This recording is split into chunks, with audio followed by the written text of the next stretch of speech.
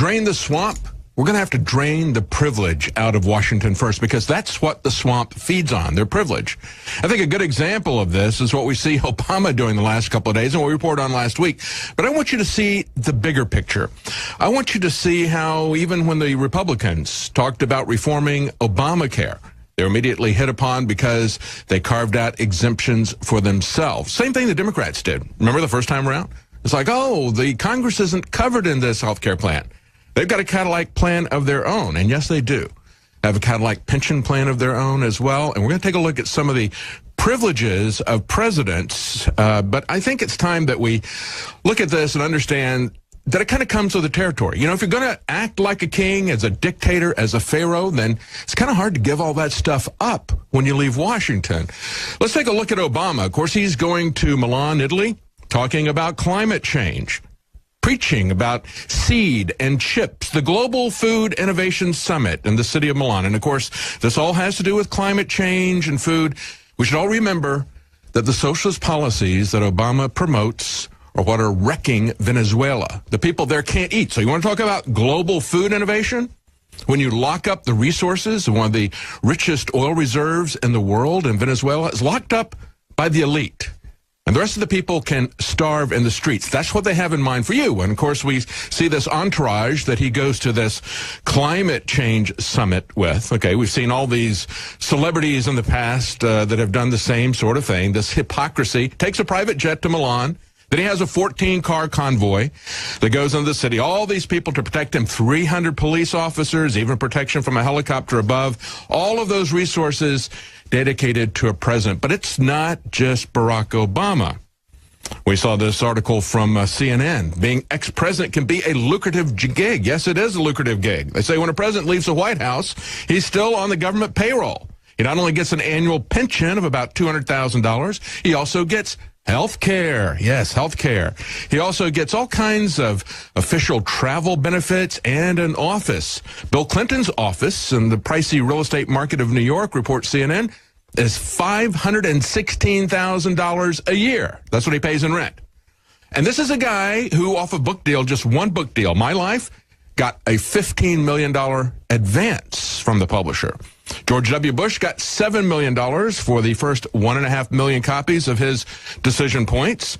And, of course, Jimmy Carter has already written 14 books. But they say the biggest payoff of all are the speeches. And there again, Bill Clinton has been the reigning king of the podium as of last year. But, of course, now the new king is going to be Obama. Maybe we should say Pharaoh. Right after Clinton left the White House in 2001, reports CNN, the Greater Washington Association of Executives paid him $125,000 for a speech. And he told Wolf Blitzer, I've never had any money till I got out of the White House, but I've done reasonably well since then. So he's not raping women anymore. He's raping all taxpayers, male and female. Raping us, stealing our money. The Center for Public Integrity estimates that George W. Bush had $15 million from speeches since leaving office. And this goes all the way back to Ronald Reagan. Right after he left office, he went to Japan. He made $2 million for 2 speeches in Japan. But it doesn't just end with the money. That's the money that they're, quote unquote, earning from books and from speeches. And we'll talk about those speeches in just a moment and what's really behind that. But look at the rest of the stuff that they get. They get $1 million per year in travel. This is from the National Taxpayers Union. This is a bit out of date. This is about 4 years old, this article. In addition, their spouse gets $500,000 to travel. They get $150,000 per year on office staff. Again, that's outdated now. Any amount required for suitable office space and appropriate furnishings equipped anywhere in the United States that they wish to live. And if you look at this table they've got there, you can see things like telephone usage. They're getting $7,000 to $85,000 a year in phone bills paid for. George W. Bush had $85,000 in phone bills in 2012. Postage stamps, anywhere from $13,000 to $20,000 a year. This is snail mail, folks. I mean, what are they shipping around? Are they shipping massive containers of cocaine? How do they get that kind of shipping charges to use that kind of stuff? It's absolutely amazing.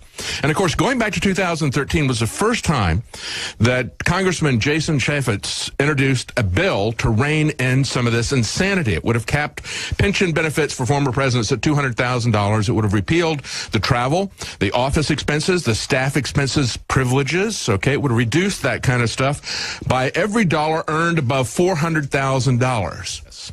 Think about your Social Security benefits that the government gives you. And, of course, it's not a pension plan. It's not a retirement account. It is a Ponzi scheme. If we go back to the original Social Security, it was created by the German politician Otto von Bismarck. He picked the age of 65 as the age at which you could start drawing benefits. Why? Because that was a life expectancy in Germany at the time. Social Security has always been a lie, but let's take a look at the actual benefits that you can expect to receive.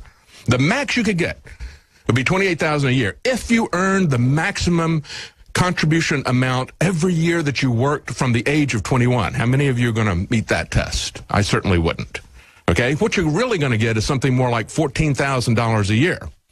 And then once you make about $16,000 a year, they're going to start deducting dollar for dollar out of that as you start to make over that limit. Congress, on the other hand, instead of getting a $14,000 amount, they get a real pension. They get $139,000 max. They can get an average of $55,000. So that's about 5 times what you're going to get from the government, even though you paid 15% of your wages your entire life without any deduction. The presidents, on the other hand, are going to get anywhere from $500,000 to $1.5 million, which is what we've been seeing here. And I want to point out that we have had some honest congressmen like Ron Paul and Howard Coble of North Carolina. Howard Coble ran on reforming the pension plan. He campaigned against it in his first campaign plan. Ron Paul called it immoral and refused to take the money. But that's not the case with our former presidents. And we should remember that it was last July that Obama vetoed Chaffetz's bill, which has been put up every year. He vetoed it last year 6 months before he was going to be drawing it. And so we see that what happened was that was just the 11th veto of his 8-year presidency. And it went through. And he said he consulted with every living president on this bill. And they all agreed that they should have the money, that they're entitled to the money. That would be Carter, Clinton, and the 2 Bushes.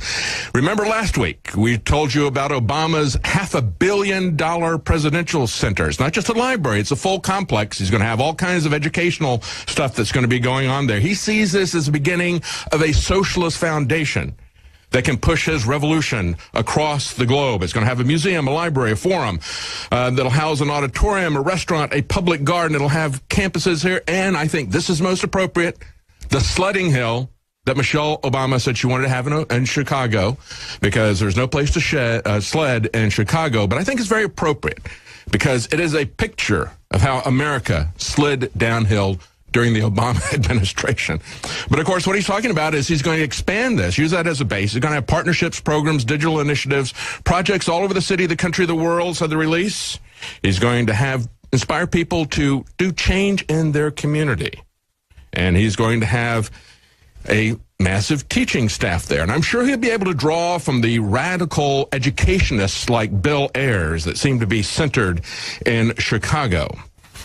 So, with all this happening, and with President Obama dropping everybody's jaw with a new $400,000 speech that he got in Wall Street, Jason Chaffetz is talking about, hey, look, he's got a $60 million advance on a book. He's got $400,000 from just one speech. And last year, he vetoed a bill that would reduce his pension dollar for dollar for everything that he earned over $400,000. That's just a single speech. He's going to bring that back up again. But you know what we need to understand is that we have something better than actually prohibiting the maximum amount a president can use. What I'm concerned about are these speeches.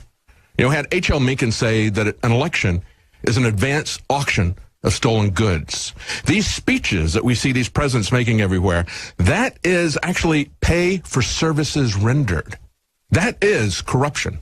And we need to understand exactly what that is. We cannot drain the swamp as long as Washington has this much power. This much power concentrated unconstitutionally in Washington that they have usurped.